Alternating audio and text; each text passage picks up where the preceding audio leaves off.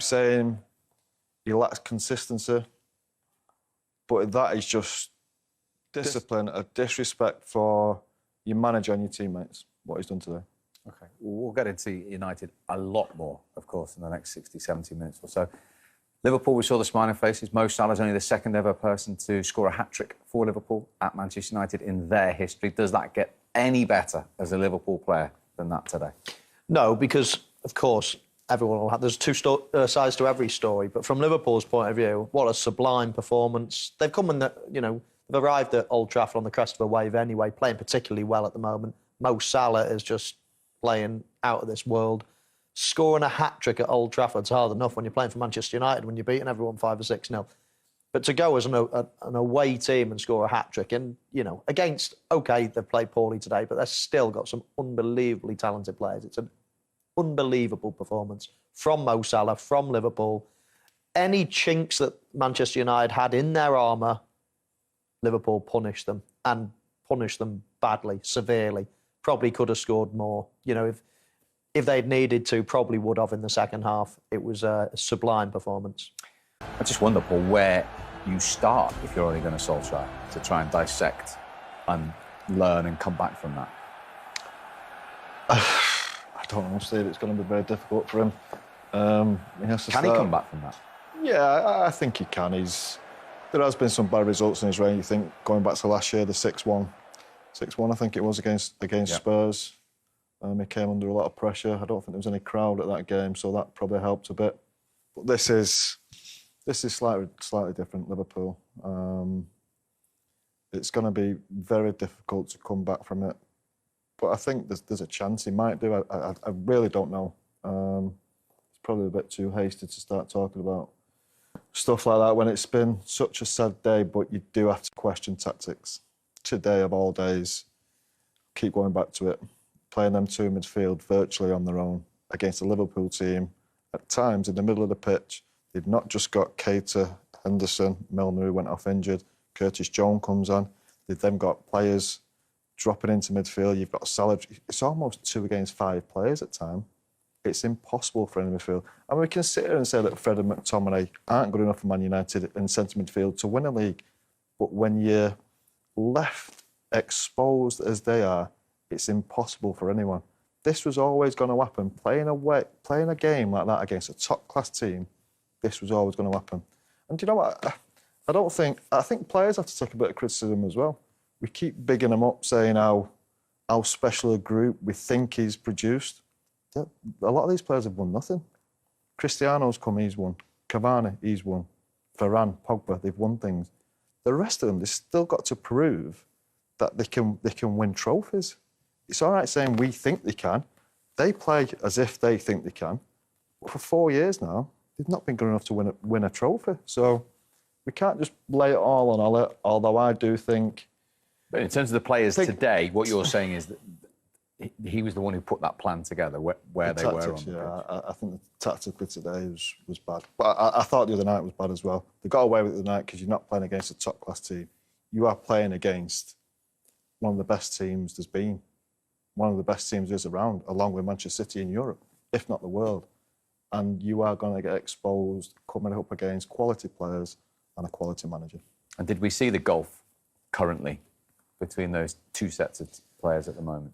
Yeah, I think we saw a gulf in... Listen, the standard of play, when you're on top of your game and you're confident, everything's going well, you look like you're a better team anyway. But player for player, there's not a huge difference. But... So what is the difference then? Well, tactics, the total disorganised way that Manchester United tried to play the game. There is no... I mean, we'll go on to look at the goals in a bit. There is so many things and so many ways you can stop the goals. It's like I got taught it as about a 13, 14-year-old. When you're out of possession, you get left to play alone when you're younger. You have a bit of fun, score a load of goals. But at some point in your career, someone grabs hold of you and say, right, 50% of the time you've not got the ball. You're not a passenger. You're a centre-forward. You think you do... You angle players, you take players into areas that win the ball off them. You're hunting packs. I'm the first one to go. I'm not going to win the ball. He might not win the ball. He might, but down the chain, someone's going to win the ball from where you put the pressure on. How you there's attacking players there just meander towards the ball. They can get past that way, anyway. How can you build a structure behind you if you've just got right from the minute one, right from the first person pressing, haven't got a clue how to play as an attacking player out of possession? It's something they should have learned as a 13, 14-year-old, and Ole Gunnar Solskjaer's got to sort that out straight away, right from the start. Well, he's got to sort it out. You highlighted the Leicester game before the game. You spoke about the Atalanta game in the week, and you two are now speaking about the same subject again today. Because we could see what was there. You could smell the danger of playing against a top-class team. Tactically, was bad today, really bad. But on the other side of that, players got to have some kind of common sense as well.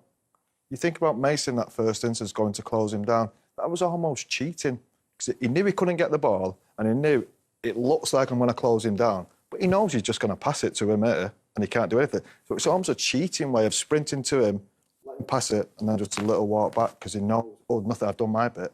But he hasn't done his bit. He's ruined the whole team.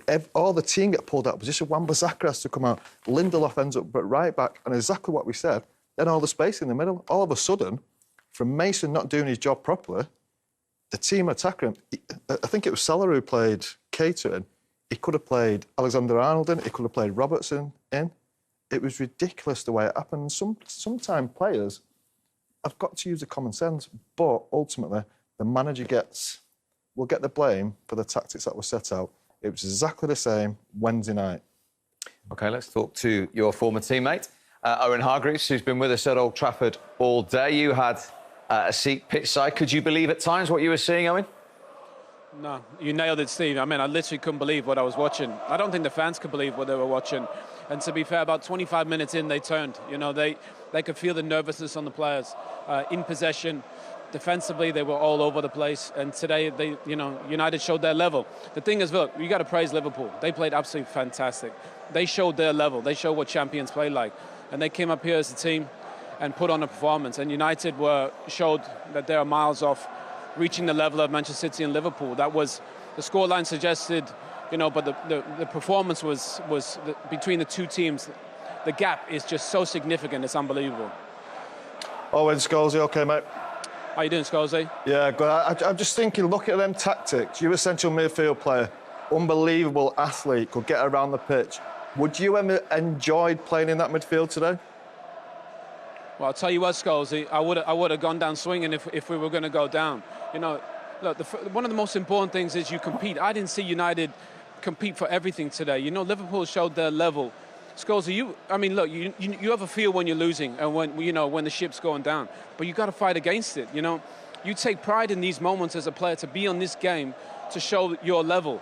And the thing is, Liverpool did that. United, you've got even more questions than you boys probably had. Mo, against the Leicester game, you did the game midweek. There's so many more. Even this game brought up even more questions because you can't play two holding midfield players. You're going to concede 5. The balance of the team was way off. Then you get Pogba on to try and save it. But there's so many issues. On the right-hand side, Wan-Bissaka, I was watching him. He almost closes off the pitch because he doesn't really want the ball in attacking areas. Do you know what I mean? So, and if you're going to concede all the goals that they did, Harry Maguire had a bad day at the office, really bad day at the office. The midfield balance was off. They didn't look like they're ever going to score. Scholes, there was so many things wrong with it. It was unbelievable. Oh, inside. When we were playing, I think as central midfield players especially, you're the ones trying to control the game. So on a day like today, especially when you're playing against good players, sometimes you're 5 against 2 in that midfield because Mason and Marcus aren't prepared to come back. Are any of them coaching Ellie saying to Mason, look, come here, get next to me for 5 minutes. Marcus, you've got to come back next to me for 5 minutes, just to try and get a foothold in the game? Look, Mason's a fabulous player, but he doesn't track back. That's not the first time, I've seen the fact that he's not running back in support of Wan-Bissaka. So I think Ollie probably played those boys, Scholesy, because Mason's an academy boy. He understands what this game means. He played Marcus because he understands what this means. Cristiano knows what it means more than anyone. I think he played those boys because he thought they were going to put the work in. But Liverpool can compete as a team. You know, that front three from Liverpool, they're always kind of rotating, they're always pressing. But United didn't play as a team, you know. So, you know, we talk about the attacking players, but we were all there for each other, Scholes, when we needed to be. Do you know what I mean? You know when to press and you know when to drop in, you know when to find your shape, you know when to find little pockets and get on the half turn. I mean, offensively, defensively, the gap between the two teams, Scholes, I knew it was a big gap. I never believed it was that big until tonight. That's what I'm trying to say, Owen, that there's a real lack of leadership in this team. And surely at some point, them two midfield players playing centre midfield for Man United, they've got to organise around them when they know it's very tough. Harry Maguire, centre-half, great experience. Lindelof, great experience internationally. They've got to start talking to it. Because you're there, I'm just saying, is there any coaching on the pitch? Can you hear anybody? Is there anybody trying to lead the team? I'll tell you what, Scholes, the crowd turned at about 25 minutes, and it was only on that. They turned because they could feel that the players, whatever, they weren't communicating, they weren't comfortable in possession, there was a nervousness about them. Look, you can have doubt, that's fine, but you got to push through it, you got to compete.